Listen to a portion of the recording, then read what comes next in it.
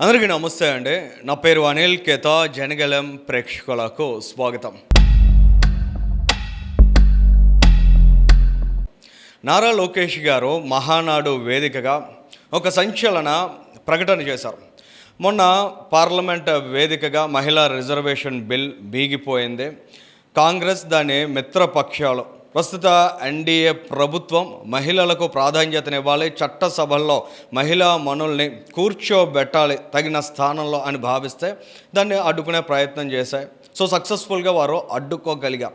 కానీ నారా లోకేష్ గారు దూకుడుగా ఒక నిర్ణయం తీసుకున్నారు. ఆయన ఒక ప్రకటన చేశారు.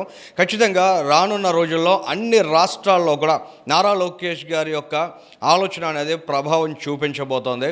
నేను ఒక ప్రతిపాదన చేస్తున్నా.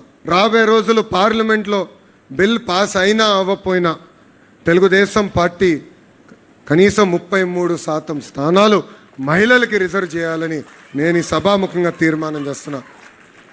అంటే కనీసం 33% సీట్లు మహిళలకు అందించాలని. I strongly believe that the next year of Indian politics belongs to women leadership. Nara Lokesh గారు చాలా స్పష్టంగా చెప్పారు.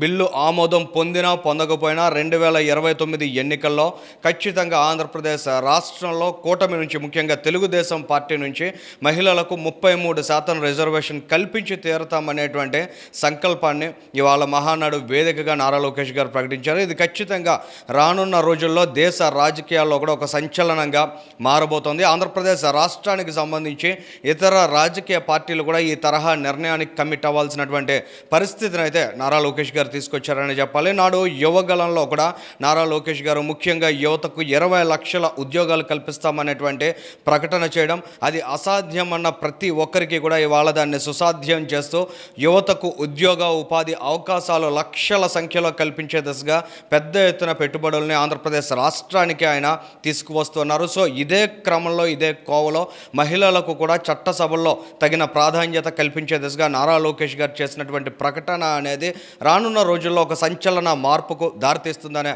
అభిప్రాయాలను అయితే కలిగిస్తోంది. ఈ వీడియోకి సంబంధించి మీ అభిప్రాయాన్ని కూడా కామెంట్ చేయండి. Thank you.